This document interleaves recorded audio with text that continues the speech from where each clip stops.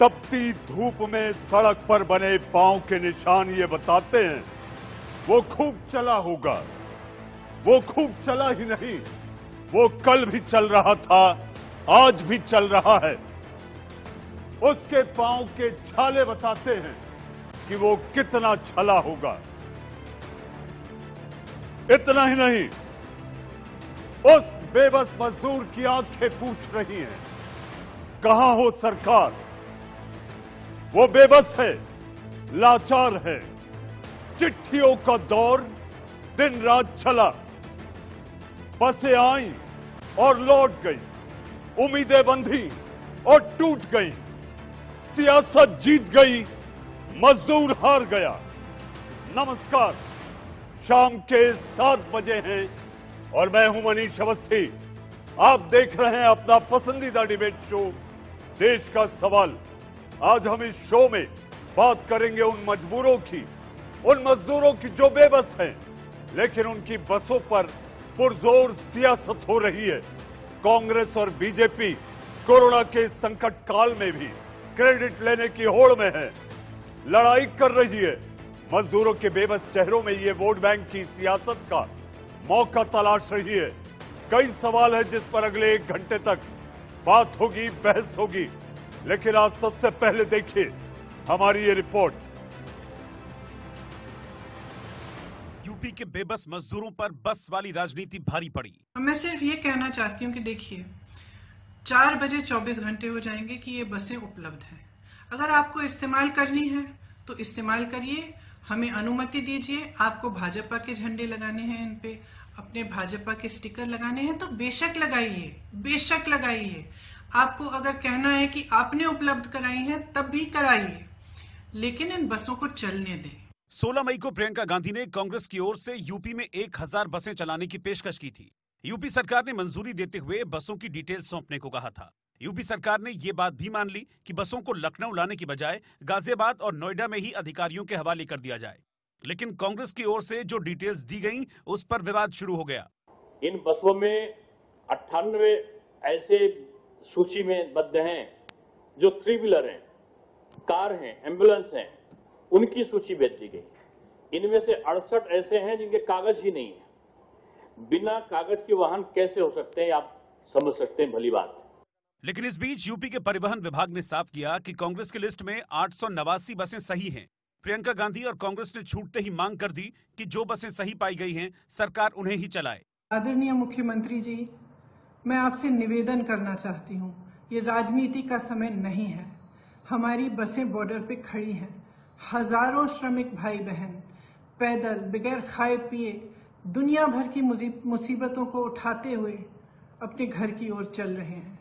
हमें उनको मदद करने की अनुमति दीजिए, हमारी बसेस को परमिशन दीजिए ताकि हम उनको सही सलामत अपने घर पहुंचा पाए। लेकिन बसों को लेकर शुरू हुई तकरार सियासी दांवपेच तक चली गई।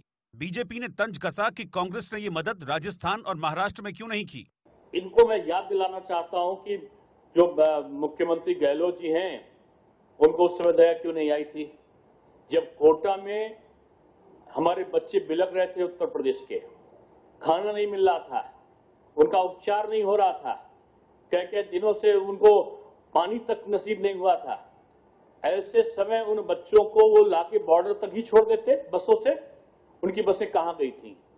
आगरा बॉर्डर पर राजस्थान से आई कांग्रेस की बसें सीमा पार करने का इंतजार करती रहीं।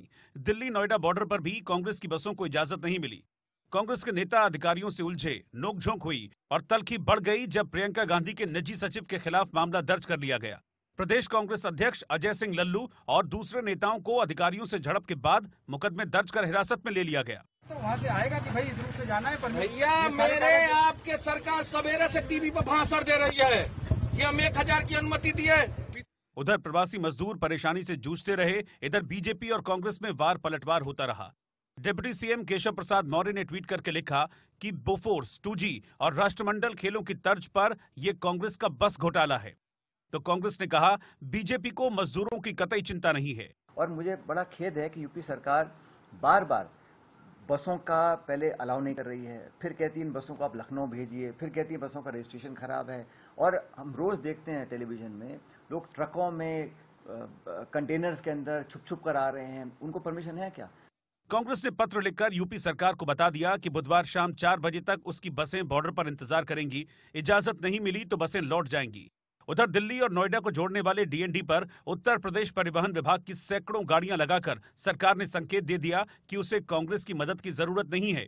इस बीच खबर है कि हरियाणा सरकार भी गुरुवार से रोजाना 400 बसें यूपी को दे सकती है। मेहनत कश इस दुनिया में मजदूर अपना हिस्सा मांगे है। एक बाग नहीं, एक खेत नहीं, घर जाने के लिए वो सहूलियत मांगे है। इसी बात को लेकर मचा है बवाल और मैं लेकर आया हूं देश का सवाल। देश का सवाल में चर्चा करने के लिए मेरे साथ मेहमानों का पैनल है। पैनल में आपके टीवी स्क्रीन पर बीजेपी के प्रवक्ता रोहित चहल, बड़े दिनों बाद आए निशांत वर्मा जी हमारे साथ हैं, आप राजनीतिक विश्लेषक हैं, और कांग्रेस के प्रवक्ता सुरेंद्र सिंह राजपूत साहब भी हमारे साथ जुड़ चुके हैं। लेकिन इससे पहले कि मैं आप लोगों के पास आऊं, मेरे सहयोगी सुमित दुबे इस वक्त डीएनडी बॉर्डर पर हैं, दिल्ली डीएनडी बॉर्डर पर। आइए उनसे पूछते हैं।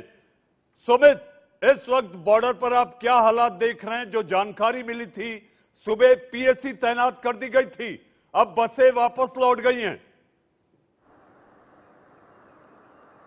जी हाँ मनीष, सुबह और दोपहर तक जो हालात यहाँ पर मौजूद थी, क्योंकि यहाँ पर दिल्ली से कई सारी बसेज आई थी जो कि कांग्रेस पार्टी की तरफ से, जो दिल्ली प्रदेश कमेटी है उसकी तरफ से अरेंज की गई थी।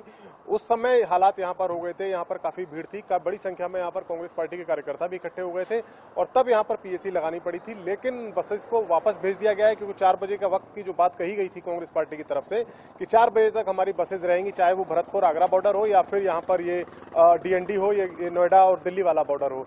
तो यहाँ से उन बसेज को वापस भेज दिया गया। वहीं दूसरी तरफ यूपी रोडवेज की कई सारी बसेज यहां पर लगाई गई कि अगर कोई प्रवासी मजदूर यहां पैदल चलकर आ रहा हो तो उसको वापस यूपी ले जाया जा सके। तो लेकिन शाम तक यहां पर इतनी बड़ी संख्या में यहां पर ना कोई प्रवासी मजदूर आया और वो बसेज भी जो कि यहां आ गई थी कि सैकड़ों की तादाद में, जैसा कि आपने कहा मनीष, वो बसेज भी अब धीमे धीमे यहां से वापस जाने लगी हैं। तो नोएडा डीएनडी फ्लाईओवर के इस ओर जहां पर हम खड़े हुए हैं, यहां से उस तरफ अगर हम देखें तो पीछे वहां पर जो यूपी रोडवेज है उसकी बसेज वहां पर खड़ी हुई थी, उन बसेस को लगाया गया था और ये बसेस भी अब वापस जा रही हैं धीरे धीरे। यानी कि ये जो बसेस को लेकर ये जो पूरा पॉलिटिकल एक तरीके से कह सकते हैं कि पॉलिटिकल द्वंद्व जो हुआ कांग्रेस और भारतीय जनता पार्टी के बीच में, उसमें डीएनडी फ्लाईओवर भी एक बहुत बड़ा हिस्सा था, नोएडा बॉर्डर, दिल्ली नोएडा बॉर्डर। तो यहाँ पर जो बसेस पहले कांग्रेस पार्टी की आई वो वापस चली गई, यूपी रोडवेज ने अपनी बसेस को यहाँ पर तैनात किया, वो भी अब धीमे धीमे यहाँ पर वापस जा रही हैं, क्योंकि यहाँ पर जो प्रवासी मजदूर जिनके लिए बसेस लगाई गई थी वो यहाँ पर नहीं पहुंचे। अब इस वक्त तो कम से कम यहाँ पर हमें कोई मजदूर यहाँ पर नहीं दिख रहा है जिनके लिए बसेस पहले कांग्रेस लेकर आई थी और बाद में यूपी सरकार ने अपनी रोडवेज की बसेस यहाँ पर लगाया था। जी सुमित, आपने डीएनडी फ्लाईवे से ये जानकारी दी, आपका बहुत बहुत धन्यवाद। जी हाँ, आइए हम लौटते हैं अपनी बहस की ओर। मेरे साथ मेहमानों का पैनल है, लेकिन आप तीनों सम्मानित मेहमानों से मेरा हाथ जोड़कर आग्रह है, मन चाहा बोलने के लिए अनचाहा सुनने की ताकत भी रखिएगा एक, और दूसरा मुद्दा संजीदा है, यहां पर एक दूसरे को नीचा नहीं दिखाना है। हमें मजदूर, बेबस मजदूर के साथ आखिर इस क्रूर मजाक पर क्यों मजाक किया गया, इस पर चर्चा और बहस करनी है। हमारे साथ रोहित चहल, सुरेंद्र सिंह राजपूत और निशांत वर्मा जी जुड़े हैं।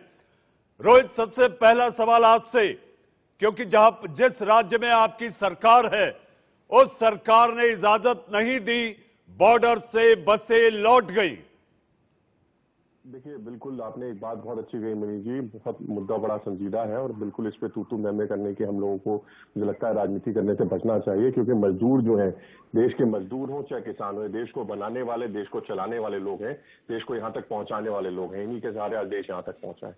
लेकिन जिस तरीके से लगातार हम देख रहे हैं कि मजदूरों के ऊपर राजनीति की जा रही है, पिछले लगभग कुछ दिनों से लगातार प्रयास करा जा रहा है कि मजदूरों के नाम पर राजनीति कर लें, तो मुझे लगता है बहुत ही गलत है। जिस तरीके से आज मजदूर भाई बहनों को आज उनके घरों तक पहुंचाने की बात है, मुझे लगता है अगर प्रियंका जी जिस तरीके से बसों की बातें कर रही थी, कर रही थी, अगर इनको उन्हीं राज्यों के अंदर अगर देखिए हम लोगों ने देखा कि ये पंजाब से निकले, चाहे महाराष्ट्र से निकले, चाहे किसी भी राज्य से निकले, अगर इनको वहीं पर अगर सरकारें, राज्य सरकारें व्यवस्था कर देती इनको वहां पर भोजन की, इनके रुकने की, तो मुझे लगता है इनको आना नहीं पड़ता। लेकिन विषय वो नहीं है, विषय यहाँ पर यह है कि जिस तरीके से इस पर राजनीति की जा रही है वो बहुत ही गलत है। और मुझे लगता है कि प्रियंका जी जो है वो लगातार उत्तर प्रदेश, अब प्रियंका जी लेटर लिखती है जिस तरीके से कि भैया उत्तर प्रदेश की मुख्यमंत्री जी को कि भैया बिजली का बिल माफ कर देना चाहिए। क्या प्रियंका जी उत्तर प्रदेश की महामंत्री है कांग्रेस की? क्या वो राजस्थान में अशोक गहलोत जी को नहीं लिख सकती? या वो महाराष्ट्र में उद्धव जी को नहीं लिख सकती? चाहे बघेल जी को छत्तीसगढ़ में नहीं लिख सकती? मुझे लगता है ये राजनीति से ऊपर कुछ नहीं है। लगातार आप लोगों ने देखा कि उत्तर प्रदेश एकमात्र सबसे पहला प्रदेश था जहां जिसने कोटा से अपने स्टूडेंट्स को वहां से निकाला। योगी जी ने रोहित, ये चिट्ठियों का दौर ही है जिसने मजदूर को और ज्यादा बेबस और लाचार कर दिया। दिन रात चिट्ठी पत्री चलती रही और मजदूर टकटकी लगाए उम्मीद कर रहा था कि आखिर मेरी सरकार तुम आ जाओ, लेकिन सरकारों को दिल नहीं पसीज पाया। हमारे साथ बीजेपी से राज्यसभा सांसद अनिल अग्रवाल जी भी हैं। अनिल जी, मेरा आपसे सीधा सवाल है और सवाल यह है कि आपकी सुई 1000 बसों के आंकड़े को लेकर ही क्यों रुक गई? जितनी बसें थी उतनी बसों को इजाजत दे देते।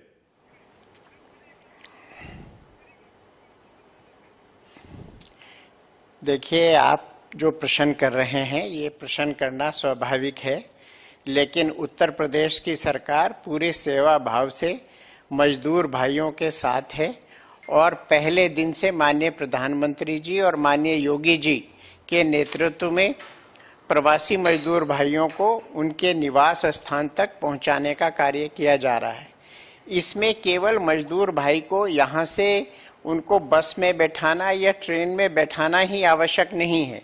जहां वो जा रहे हैं वहां के जिला प्रशासन को सूचित करना, ताकि जब वो वहां उतरें तो उनको प्रॉपर उनकी टेस्टिंग हो जाए, क्वारंटीन करना है तो क्वारंटीन किया जाए, हॉस्पिटलाइज करना है तो हॉस्पिटलाइज किया जाए। तो केवल मजदूर को यहाँ से भेजने भर की जरूरत नहीं है, उनको भेजने के साथ साथ वहाँ पे उनके रहने की, खाने की, क्वारंटीन की सब व्यवस्था हो और उसके लिए पूरा प्रशासन, पूरा पुलिस प्रशासन, पूरा मेडिकल प्रशासन सरकार के नेतृत्व में दिन रात काम कर रहा है। अगर ये सारी तैयारियां आपके पास नहीं थी तो आपने शुरुआती इजाजत क्यों दी? ये तो जांच में बातें आई कि कुछ 150-200 दुपहिया तिपहिया वाहन और एम्बुलेंस सामने आई, तो आपने इजाजत कैसे दी? नहीं,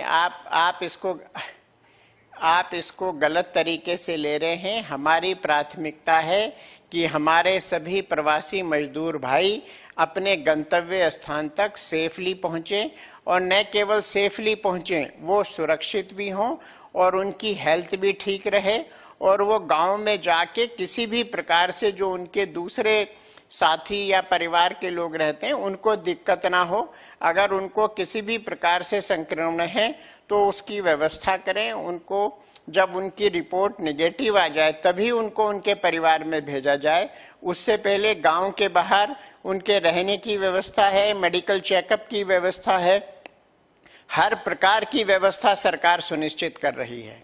जी, हर प्रकार की व्यवस्था अगर सरकार सुनिश्चित कर रही है, सुरेंद्र सिंह राजपूत जी, अगर सरकार सारी व्यवस्था सुनिश्चित कर रही है तो आखिर ये सियासत क्यों? मनीष भाई, बड़ा दुख होता है कहने में कि जब हमें भी उसी आरोप के अंतर्गत जवाब देने पड़ते हैं जो आरोप भारतीय जनता पार्टी पर लगने चाहिए। पहला नंबर तो प्रधानमंत्री जी की अदूरदर्शितापूर्ण जो लॉकडाउन इन्होंने किया, जिसकी वजह से एक भयावह संकट आया, जिससे कि मजदूर कहीं ना कहीं सुरेंद्र जी, जिस बात का लोहा पूरी दुनिया मान रही है, आप उस प्रधानमंत्री जी के लिए ऐसा शब्द यूज कर रहे हैं, यह आपको शोभा नहीं देता। इनसे कहिए 2 मिनट अपनी बारी का इंतजार। अग्रवाल साहब, ये शुरुआती दौर है बहस का। इसमें शुरुआत में सारे प्रवक्ताओं को अपना पक्ष रखने का हक होता है। अग्रवाल साहब, शुरुआती दौर है और सुरेंद्र जी, मैं चाहूंगा, जैसा कि मैंने आप लोगों से आग्रह किया था मुद्दा गंभीर और बहुत संजीदा है। मैं सुरेंद्र जी का बड़ा व्यक्तिगत रूप से सम्मान करता हूं और सुरेंद्र जी की बात पूरी तल्लीनता से सुनने के लिए बैठा हूं। लेकिन सुरेंद्र भाई ने जो शुरुआत की, प्रधानमंत्री जी के लिए जो शब्द यूज किया, जिस बात को पूरी दुनिया लोहा मान रही है, आपने उसी बात पे क्वेश्चन मार्क कर दिया। बिल्कुल निश्चित तौर पर हमारा निश्चित मत है ये लेकर के अनिल अग्रवाल जी कि प्रधानमंत्री जी के अदूरदर्शितापूर्ण फैसले से मजदूर आज की डेट में इस भयानक त्रासदी को ग्रस्त हुए हैं और ये अभिशप्त हुए हैं अपने घर जाने के लिए। जिस समय प्रधानमंत्री जी ने लॉकडाउन किया उस वक्त अगर श्रमिक स्पेशल चला दी गई होती तो इन सब परेशानियों से निजात पा जाते। जब आप लॉकडाउन खोलने की स्थिति में आए तब आपने श्रमिक स्पेशल चलाने की बात की। खैर ये बात अलग थी। अब ये इस फैसले पर हम टीका टिप्पणी बाद में करेंगे, पहले मजदूर घर पहुंच जाएं। 37% माइग्रेटेड लेबर को काउंट न करना ये किस सरकार के लिए उचित कहा जाएगा? केंद्र सरकार के लिए। ये मनीष भाई फैसला मैं आप पर छोड़ता हूं कि जिस देश में, पूरी दुनिया में ऐसा मॉडल नहीं है जैसा हमारे हिंदुस्तान में है। 37% माइग्रेटेड लेबर है, लगभग 40 करोड़ के आसपास, जिसमें 20 करोड़ जो है वो अपने परिवार के साथ रहता है, 20 करोड़ अलग रहता है जिन्हें वो वापस आ रहे हैं। आज परिस्थितियां ये बनी है कि हमें 1000 बस देने की आवश्यकता क्यों पड़ी? जब प्रवासी मजदूर उत्तर प्रदेश में पैदल चल रहा था, उसके पैरों में छाले लग रहे थे। कहते हैं ना कि तेज धूप और नंगे पांव वो भी रेगिस्तान में, और मेरे जैसे जाने कितने हैं इस हिंदुस्तान में। जोता बोया सींचा पाला, बड़े जतन से देखा भाला, और खड़ी फसल तो 7 महाजन भी है खलिहान में। उस तरीके की जब परिस्थितियां हुई, मजदूरों के छाले नहीं देखे गए, तो श्रीमती प्रियंका गांधी जी ने अपनी तरफ से इनिशिएटिव लिया, कहा कि साहब हम कुछ बसें आपको दे देते हैं। 16 तारीख को कहा, हमने कोई चिट्ठी भी नहीं लिखी। हमने 16 तारीख को कहा, 18 तारीख को आदरणीय अवनीश अवस्थी की चिट्ठी आती है कि साहब आपने की स्वीकार करते हैं 1000 बसों की सूची दीजिए। हमने 2 घंटे में वो बसों की सूची दी और उसमें कुछ त्रुटियां हुई। उसमें 150 की त्रुटियां हुई, बस नंबर गलत हो गए, 23 की जगह 25 हो गया, 25 की जगह 35 हो गया। इस त्रुटि को हम स्वीकार करते हैं और उसको हम सही करने के लिए कृत संकल्पित हैं। हमने कहा कि जो बसें आपको फिटनेस सर्टिफिकेट, अब मेरी सुन लीजिए, मैं आपको सिर्फ मुद्दे पे बोलूंगा, इसके अलावा कहीं नहीं बोल रहा हूं। जब हमने उस त्रुटिपूर्ण को भी मान लिया और कहा कि 1000 बसें नहीं है, आप मान लीजिए कि हम बाकी बसें भी दे देंगे, 800 हैं आपके हिसाब से, 700 हैं आपके हिसाब से, 879 आपका आरटीओ कह रहा है, तो आप वो बसें ले लीजिए और उन पर अपना झंडा डंडा सब लगा लीजिए। आप उन बसों को चलवाइए, क्योंकि मजदूर पैदल चल रहा है। तब इनके यहां से उप मुख्यमंत्री कहते हैं कि हमारे पास बसें पर्याप्त संख्या में हैं। तो क्या 16 तारीख को ये बसों पर्याप्त संख्या में? सुरेंद्र जी, ये बसों के आंकड़ों को लेकर हमारे बीच राजनीतिक विश्लेषक निशांत वर्मा जी बैठे हैं, और निशांत वर्मा लगातार पिछले कई दिनों से मैं इनके ट्वीट्स, इनके पोस्ट लगातार पढ़ रहा था। निशांत वर्मा, रोहित अभी निशांत वर्मा नहीं आए हैं, और निशांत वर्मा जी जो कहेंगे वो मानूंगा। जी निशांत जी, आखिर सूची को लेकर बवाल क्यों? सूची को लेकर बवाल क्यों, और सूची में ये त्रुटियां क्यों?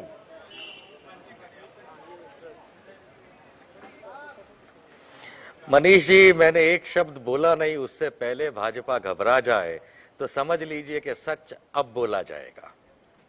तकलीफ ये है कि भारतीय जनता पार्टी की जो सरकार है उसे काम करना नहीं आता, चाहे वो केंद्र में हो चाहे उत्तर प्रदेश में हो। अगर इसका जीता जागता स्वरूप देखना हो तो जो आपका मुद्दा है ये बसों वाला, ये सामने आता है। मुझे ये नहीं समझ में आता प्रायोरिटी क्या है। भूखा प्यासा गरीब, मजदूर, औरतें, बच्चे गरम तपती सड़क पे चल के जाएं, क्या ये उस व्यक्ति को मंजूर है जो खुद को साधु और संत कहता है, जो जन कल्याण होना चाहिए जिसके मन में? रोहित ये मुझे याद है, मेरे जहन की बात बताता हूँ कि भगवा ओढ़े। वर्मा जी अभी इस बहस में नहीं आए थे, अभी तो बोल भी लेने दीजिए, फिर मैं आपको लाता हूँ। रोहित ये शुरुआती दौर है जी। निशांत जी अपनी बात पूरी करें तो मैं रोहित को लाऊं। देखिए यही तकलीफ है। हाँ, हाँ जी, भारतीय जनता पार्टी को बहुत जल्दी मची है कि कैसे मेरी आवाज दबाई जाए। नहीं दबेगी रोहित चहल, जितना भी कोशिश कर लो। भगवा ओढ़े स्वामी विवेकानंद एक जहन को एक इज्जत देते हैं, और भगवा ओढ़े योगी आदित्यनाथ जब गरीबों को सड़क पे चलने पे मजबूर कर देते हैं, कुछ बसों की वजह से, कुछ गाड़ियों की वजह से।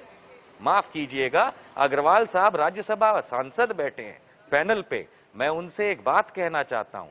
आपने इतनी तारीफ करी मोदी साहब की, क्या आप ये देश को बता सकते हैं कि ये माइग्रेंट लेबर ये जो है इसको वापस भी क्यों भेजा जा रहा है? अरे आपने तो फैक्ट्रियां खोलने की बात कर दी, इंडस्ट्री खोलने की बात कर दी, कंस्ट्रक्शन करने की बात कर दी कि सब शुरू किया जाए। तो जो एप्लीकेबल लेबर होती है, अगर वो घर चली जाएगी तो वहां काम करने रोहित चहल जाएंगे या अग्रवाल साहब जाएंगे? ये दोगली नीति नहीं चलती साहब। एक तरफ तो आप कहते हैं कि सब कुछ शुरू हो जाए इंडस्ट्री, और दूसरी तरफ वहां काम करने वालों को आप घर भेजने की बात करते हैं। मोदी साहब से परेशान होके ये जितना गरीब मजदूर वापस जा रहा है वो सिर्फ इसलिए अग्रवाल साहब के भूखे हैं, प्यासे हैं, पैसे नहीं है, और उनको उनके लोगों ने नौकरियों से निकाला है। आप अगर ये बात समझ पाए तो जवाब दीजिएगा, और ना समझ पाए तो मुझसे भिड़ने का जवाब अग्रवाल जी और रोहित चहल जवाब देने को भी आतुर है। रोहित चहल और अग्रवाल जी दोनों जवाब देने को आतुर है। रोहित असहाय प्रवासी भाई परेशान है, बूढ़े बच्चे, माँ बहनें, सूटकेस पर माएं अपने बच्चों को लिटाकर अपने गांवों की ओर निकल पड़ी हैं। रोहित, सबसे महत्वपूर्ण विषय, सबसे पहले देखिए, आप राहत पैकेज जब 1,70,000 करोड़ का जारी हुआ या फिर 20 लाख करोड़ का जारी हुआ, उसमें सबसे ज्यादा चिंता किसकी गई थी? 80 लाख लोगों तक कोई भी भूखा ना सोए, चाहे वो राशन पहुंचाने की बात हो 5 महीने का, चाहे तो सिलेंडर पहुंचाने की बात हो, हर माह के खाते में पैसे डालने की बात हो, किसान निधि किसानों के खाते में डालने की बात हो, चाहे जिस तरीके से जो हमारे लगातार मजदूर भाई हैं उनको किस तरीके से राहत दी जाए, लगातार उस पर काम किया गया। लेकिन विषय यहाँ पर महत्वपूर्ण यह है कि देखिए, मोदी जी को तो चिंता थी, मोदी जी ने तो ट्रेनें चलाई, मोदी जी ने लगातार उत्तर प्रदेश की बात कर ले तो अब तक 550 से ज्यादा ट्रेन उत्तर प्रदेश में पहुंच चुकी है। लेकिन कांग्रेस शासित छत्तीसगढ़ के अंदर सिर्फ 10 ट्रेनों की परमिशन क्यों गई, और पश्चिम बंगाल के अंदर सिर्फ 9 ट्रेनों की परमिशन ही क्यों ममता जी क्यों दे रही है? क्या श्रमिकों को आने ही नहीं दे रहे हैं? महत्वपूर्ण विषय इतना नहीं। और रैया के अंदर जो हादसा हुआ बहुत ही दुखद था, लेकिन रोहित ये देखा देखी कैसे हो सकती है? रोहित, सियासत में अगर एक राज्य मजदूरों को, श्रमिकों को नहीं आने दे रहा है तो आप देखा देखी करेंगे? मनीष जी देखिए, और रैया के अंदर जो हादसा हुआ, जिस तरीके से राजस्थान ये बेचारे यही कर पाते हैं, ट्रकों के ऊपर जबरदस्ती बैठा दिया गया और उनकी दुखद मृत्यु हुई। वही हमारा देखा आपने किस तरह औरंगाबाद के अंदर जिस तरीके से घटना हुई, महाराष्ट्र के अंदर में जो हादसा हुआ, वो गाड़ी उत्तर प्रदेश के 6 जिले क्रॉस करके पहुंची थी। जिम्मेवार है, एक मजदूर की मौत के लिए कांग्रेस पार्टी जिम्मेवार है, और मजदूर जो है उनकी हाय अग्रवाल जी, अनिल अग्रवाल जी, अनिल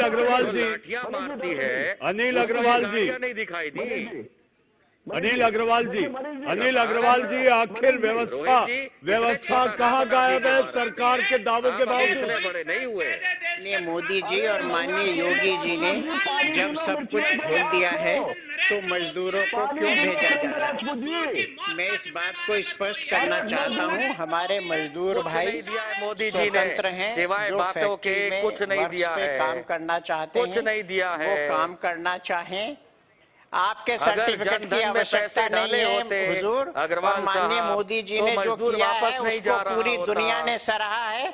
2 आदमी यहाँ बैठ के अगर कुछ नहीं किया ऐसा है, आपने 4 मजदूरों की फोटो देखी है जो 40 लाख शुक्र, अगर जनधन में पैसे डाले जो 40 लाख पहुँच चुके हैं अपने घर, उनसे जाके बात करिए। आप लोग इसी प्रकार की बात करते रहे हैं, इसी वजह से आज आप इस हाल में है। देश की जनता ने मोदी जी को, माननीय योगी जी को, दोनों को बहुत अपना मैंडेट देकर स्पष्ट कर दिया है कि वो उनके नेतृत्व में विश्वास रखते हैं। दुनिया के लोग मोदी जी के नेतृत्व की सराहना कर रहे हैं। माननीय योगी जी ने, माननीय मोदी जी ने, भाई आप अगर रोकेंगे तो मैं बोलूँ, इनकी बात अगर आप रोके तो मैं बोलूँ।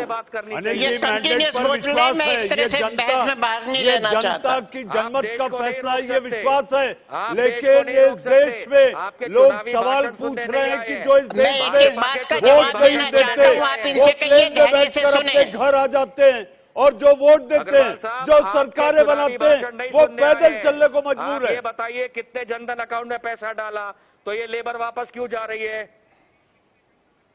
मुद्दे की बात करिए। हमारे साथ दुनिया ने निशांत जी हमारे साथ हमारे सहयोगी अरुण घंटा सराय काले खान से जुड़ चुके हैं।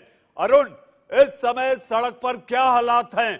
कल नजारा कुछ और था, आज का नजारा क्या है?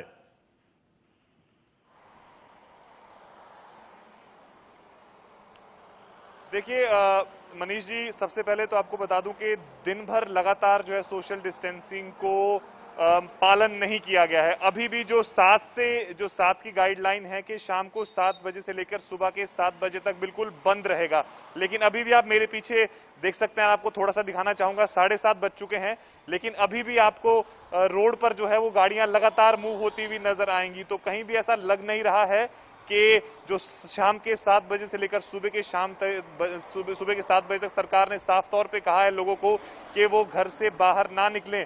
तो आपको दिख रहा होगा कि कितनी गाड़ियां जो है वो लगातार इस रोड पर चल रही हैं। मैं काले खाई से मौजूद हूं और इसी तरह की जो स्थिति है वो आपको 8, साढ़े 8, 9 बजे तक दिखाई देगी दिल्ली की सड़कों पर। तो कहीं ना कहीं ये तो एक साफ तौर पे ब्रीच है जो गाइडलाइन सरकार की है। उसके बाद अगर हम बात करें कि दिन भर में किस तरह से वो लगातार उसको ब्रीच किया जा रहा है, ऑटो के अंदर 3-3, 4-4 लोग हैं, रिक्शाज में लोग हैं, बसें में जो है काफी ज्यादा लोग भरे जा रहे हैं। लगातार ये तमाम जानकारी दी, आपका बहुत बहुत धन्यवाद।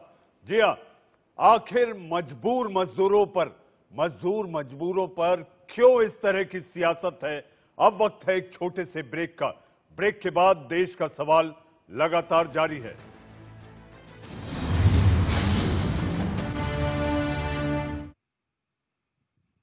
सवाल में एक छोटे से इंतजार के बाद आपका फिर एक बार स्वागत है। इसी कड़ी में हमारे संवाददाता जतिन गोस्वामी गाजियाबाद बॉर्डर से बताएंगे कि आखिर कल जहां पर सैकड़ों बसें कतारें लगाए खड़ी थी, आज अब वहां क्या हालात हैं, जबकि बसें लौटने की जानकारी आ रही है। जतिन, देखिए, यहाँ के हालात की बात करें तो गाजियाबाद और दिल्ली का जो बॉर्डर है, यहाँ कोई भी बस नहीं पहुंची और इसीलिए घमासान मचा हुआ है। मैं तस्वीरें भी आपको दिखा देता हूँ। बिल्कुल आपको यहाँ पर खाली खाली नजर आएगा, सुनसान नजर आएगा, क्योंकि 7 बज चुके हैं तो उसके बाद का ये वक्त है। और दिन भर इसी बात को लेकर आपाधापी चलती रही, घमासान मचा रहा कि कब वो बसें यहाँ पर पहुंचेंगी। और हमने देखा कि मजदूर भी बेबस दिखाई दिए, वो यहाँ पर भी पहुंचे और आनंद विहार बॉर्डर पर भी पहुंचे। मैं यूपी गेट पर मौजूद हूँ, ये भी बताता चलूं। और मजदूरों ने ये कहा कि हमें सूचना मिली थी कि बसें पहुंच रही हैं, लेकिन ना तो सरकारी बसों का कोई इंतजाम नजर आया और ना ही वो बसें आई जिनका कथित रूप से लगातार कल से घमासान मचा हुआ है कि वो पहुंच रही हैं, लेकिन वो कहां पहुंची हैं ये उन मजदूरों को बिल्कुल भी नहीं पता। जी जतिन, आपका तमाम जानकारी के लिए बहुत बहुत धन्यवाद। देश का सवाल में हमारे साथ वो पैनल बना हुआ है जिनसे चर्चा चल रही थी कि आखिर बसों को लेकर सियासत, ये बस अब बस करिए उस मजदूर पर हो रही सियासत। हमारे साथ अनिल अग्रवाल साहब, राज्यसभा सांसद, निशांत वर्मा जी, राजनीतिक विश्लेषक, और कांग्रेस के तेज धारदार प्रवक्ता सुरेंद्र सिंह राजपूत मौजूद हैं। सुरेंद्र जी, आज आप पर एक आरोप लगा, बीजेपी पर शाम होते होते आप लोगों ने क्या आरोप लगाया, ये मैं अनिल जी पर तो अलग बात करूंगा, लेकिन आप लोगों ने बसों के आंकड़े का मुद्दा भटकाने के लिए जय श्री राम बीच में डाल दिया। मैं समझा नहीं, हमने तो ये सब काम हम करते नहीं, धर्म को राजनीति में लाते नहीं। राम तो हमारी आस्था के विषय हैं, राम हमारे विश्वास के विषय हैं, राम हमारे आराध्य हैं और हमारे तो पुरखे हैं राम।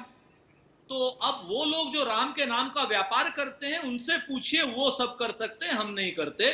हमने तो ये कहा कि आपको भारतीय जनता पार्टी का लगाना है झंडा, आदित्यनाथ जी की फोटो लगानी है, मोदी जी की फोटो लगानी है, आप लगा लीजिए, लेकिन ओछी राजनीति मत कीजिए।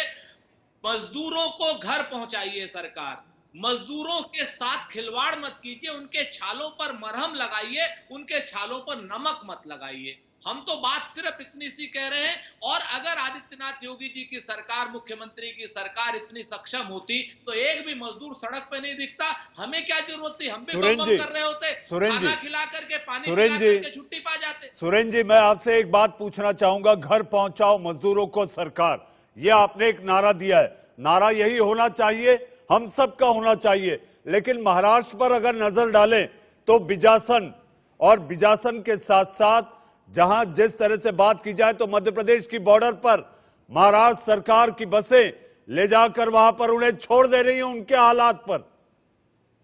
मैं आपसे पूरे विनम्रता से कह रहा हूं, बिल्कुल आप जो बात कह रहे हैं, आप इस चीज को देखिए कि पूरे देश में सबसे ज्यादा अगर कहीं पर मजदूर है या तो वो महाराष्ट्र में है और या गुजरात में है, और दोनों जगह के ही मजदूर बुरी तरीके से परेशान हैं और दोनों ही जगह पर बहुत खराब स्थिति है।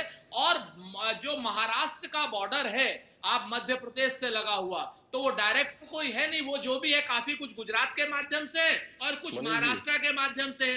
तो इतने ज्यादा मजदूर वहां से निकल रहे हैं, पलायन कर रहे हैं, क्योंकि आदरणीय मोदी जी की सरकार पर उन्हें भरोसा खत्म हो गया है। तो ये चाहते हैं कि घर रहे। रोहित, सियासत अब एक नया टर्न ले ली है। इसमें देश का सवाल में जिन मजदूरों पर बातचीत हो रही है, अभी सुरेंद्र सिंह जी ने जो बताया है वो ये कि जो बॉर्डर है मध्य प्रदेश का, वो मध्य प्रदेश का बॉर्डर यानी कि बड़वानी, बिजासन, इसमें गुजरात की भी सीमा आती है। तो आप ये ना कहें कि ये केवल महाराष्ट्र से ही वहां पहुंच रहे हैं। देखिए, मुझे लगता है सुरेंद्र राजपूत जी ने एक बात तो मानी कि सबसे ज्यादा जो हमारे मजदूर भाई बहन है वो महाराष्ट्र के अंदर भी है और गुजरात के अंदर है। महाराष्ट्र के अंदर किसकी सरकार है? औरंगाबाद आता है, वहां से जो हादसा हुआ जिस तरीके से हम लोगों ने देखा, मैंने पहले भी बताया। लेकिन विषय तो देखिए महत्वपूर्ण इतना ही है कि देखिए एक देश के अंदर एक बंटी और बबली बहन भाई एक नंबर ही है तो बहन 10 नंबर ही है। किस तरीके से लगातार रोहित मैं आपसे कहना चाहूंगा कि आपसे बहस शुरू करने के पहले मैंने आपसे कहा था कि कोई भी ऐसी व्यक्तिगत टिप्पणी न हो, कोई भी व्यक्तिगत टिप्पणी किसी भी नेता पर इस तरह की ना हो। अच्छा मनीष जी भैया, अरे भैया आलू डाल के सोना निकालने वाला राहुल गांधी बहन जो है वो स्कूटर डाल रही है और बसें निकाल रही है। अरे शर्म आनी चाहिए, मजदूरों के ऊपर राजनीति कर रहे हो, फर्जी वाला कर रखा है, फर्जी कंपनी चला रखी है भाई बहन ने। आलू डाल के सोना निकालने वाले आज ऑटो डाल के आज बसें निकाल रहे हैं, स्कूटर डाल के बसें निकाल रहे हैं। अरे कौन सी फैक्ट्री लगा दी प्रियंका गांधी जी ने? अरे बंटी और बबली जो है भाई एक नंबर जो है और बहन 10 नंबर हो गई है। शर्म आनी चाहिए मनीष जी। अरे नीचता को कांग्रेस के अंदर है, कांग्रेस के डीएनए के अंदर है। ये अपने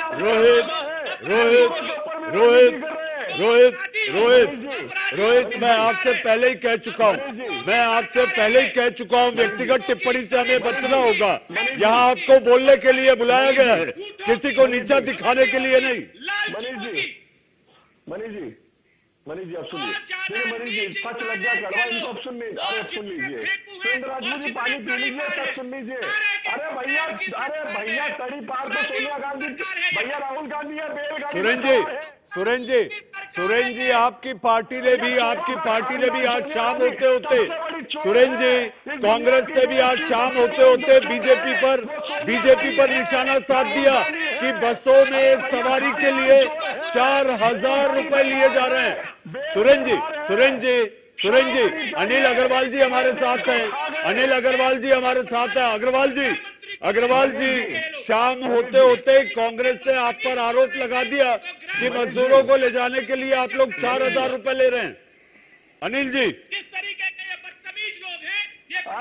देखिए मैं आपको ये कहना चाह रहा हूँ, ये समय आरोप प्रत्यारोप का नहीं है, ये समय सेवा का है। और मैं ये बहुत ही विनम्र भाव से कहना चाहता हूँ कि सरकार पूरी तत्परता के साथ, पूरी सेवा के साथ मजदूर भाइयों को उनके गंतव्य तक पहुंचाने के लिए, सेफ पहुंचाने के लिए प्रतिबद्ध हैं। हम लोग प्रियंका गांधी जी के ऑफर को किसी भी प्रकार से निगेटिव रूप में नहीं लिया है, और अगर हम उनके ऑफर को निगेटिव रूप में लेते तो हम लोग उनको चिट्ठी ना भेजते कि आपका प्रस्ताव स्वीकार किया गया।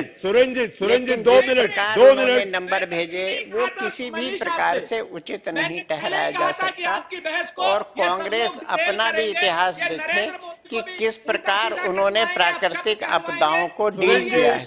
आप कंपेयर किसी भी सिस्टम में कमी निकालना बहुत आसान काम है, लेकिन अगर आप पुरानी चीजों से कंपेयर करें तो देश ने ये देखा है कि माननीय नरेंद्र मोदी जी और माननीय योगी जी ने कितने अच्छे तरीके से पूरी समस्या का समाधान किया है और किस प्रकार इस पूरी समस्या को सुलझाने का काम कर रहे हैं। देखिए, मैं आपकी बात से सहमत हूँ। तो आप कम से कम उतनी बसों को इजाजत दे देते। आप अगर उसका उत्तर सुनना चाहें तो पेशेंसली सुन लीजिए। जी बताइए। कांग्रेस की एक भी बस नहीं पहुंची, जो बस पहुंची उनमें टीवी पे विजुअल दिखा रहे हैं, उसमें फिटनेस सर्टिफिकेट नहीं था। पर विजुअल दिखा रहे हैं, भरतपुर ड्राइवर्स के भाई साहब सुन लीजिए जी। ऐसा है भरतपुर राजस्थान का वो है, आगरा में जहां पे वो बस भेजी जानी थी, बाद में वहां के थ्रू दिल्ली आनी थी, नोएडा आनी थी। उन जब बसों का फिटनेस सर्टिफिकेट देखा गया, बसों का फिटनेस सर्टिफिकेट नहीं था, कहीं पे ड्राइवर की जो लाइसेंस का था उसकी डेट नहीं थी, कहीं पे जो उसके भैया ऐसा है झूठ बोलने का काम कांग्रेस के लोग करते हैं। जो आलू से सोना बनाने का काम कांग्रेस के लोग करते हैं। भारतीय जनता पार्टी सेवा करती है, और उसका सबसे बड़ा उदाहरण है कि पिछले लगभग 2 माह में मजदूर भाइयों ने इतने धैर्य के साथ काम किया है और सरकार उनको उनके गंतव्य तक पहुंचा रही है।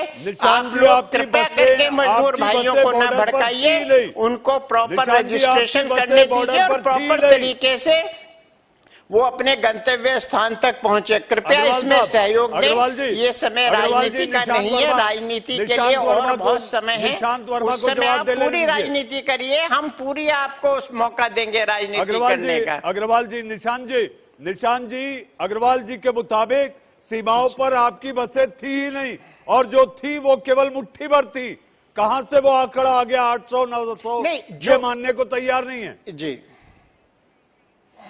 निशान जी, अब देखिए ऐसा है ना कि बड़ा दुख होता है जिस तरीके से रोहित जी भाजपा के प्रवक्ता और भाजपा के सांसद अग्रवाल साहब यहाँ बातें करते हैं, क्योंकि इन्हें शायद यही नहीं लगता। रोहित जी की तो बातों का मैं बुरा ही नहीं मानता, वो तो गालियां देते हैं लोगों को और अनाप शनाप बोलते हैं। कहीं मैंने पूछ लिया कि नड्डा गड्ढा कहाँ है तो अभी परेशान हो जाएंगे, है ना। तड़ी पार कहाँ है, वो 69 इयर्स का सन की बुढ़ा कहाँ है, ऐसा कुछ बोल देंगे तो बड़ा रोने लगेंगे। दूसरों के लिए बोले तो इनको चलेगा, लेकिन अग्रवाल साहब के लिए शालीन और बौद्धिक प्रवक्ता हैं, ये इतनी देर से बोल रहे थे। राजनीतिक विश्लेषक हैं, माननीय सांसद जो बैठे हैं, बच्चे निशान जी,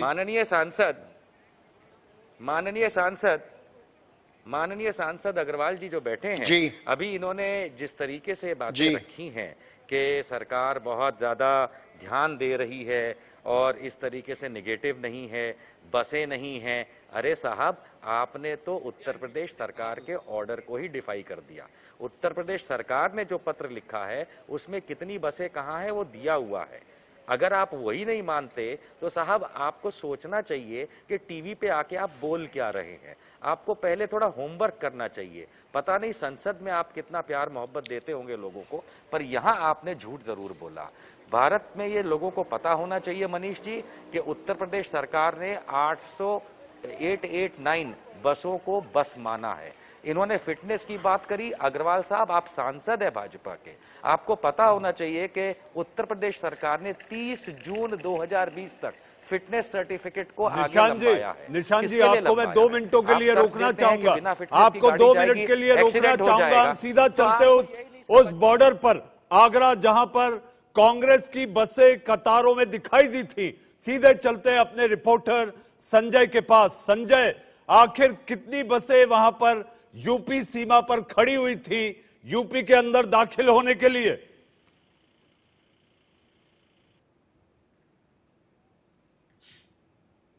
मनीष जी, आपको बता दूं, जो यूपी का बॉर्डर है, अगर मैं आपको कहेंगे तो राजस्थान बॉर्डर के अंदर जो बसेस खड़ी हुई थी लगभग 80 बसें कल तक थी, तो 100 बस कुल अभी तक वहां खड़ी हुई थी। जब प्रदेश अध्यक्ष अजय कुमार लल्लू वहां पहुंचे थे, उसके बाद सुबह से हंगामा चलता रहा बस को एंटर करने को लेकर, परमिशन को लेकर। शाम होते होते कहीं ना कहीं अजय कुमार लल्लू को गिरफ्तार कर लिया गया। उसके बाद आगरा की पुलिस लाइन में उनको रखा गया। सुबह से ही वहां कांग्रेस को हंगामा चलता, 4 बजे उनको यहाँ छोड़ा गया। उसके बाद लखनऊ पुलिस उन्हें अपने साथ ले गई है। तो लगभग 100 बसेस खड़ी थी वहां। जी बहुत बहुत धन्यवाद संजय। तो हम ये तस्वीर आपको बताना चाहते थे कि आरोप प्रत्यारोप के दौर में दुष्यंत साहब की एक बड़ी अच्छी लाइन मुझे याद आती है, हंगामा खड़ा करना मेरा मकसद था, हंगामा खड़ा करना मेरा मकसद था, क्योंकि मैं सियासत हूं। मेरी कोशिश थी कि ये सूरत नहीं बदलनी चाहिए। यही सियासत है। वो मजदूर बेबस और लाचार आज भी तपती धूप में पैदल चलने को मजबूर है। देश का सवाल में आप लोग सब जुड़े, आपका बहुत बहुत धन्यवाद। अब वक्त है एक छोटे से ब्रेक का।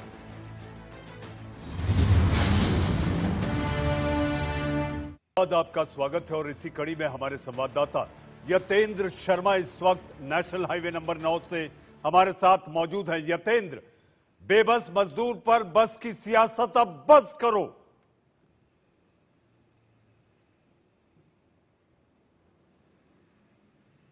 देखिए, बिल्कुल जिस तरह से सियासत बसों के ऊपर की जा रही है, उसमें किसका फायदा होगा राजनीतिक तौर पर ये तो कहना मुश्किल है, लेकिन मजदूरों की जरूर छीछाले दर हो रही है।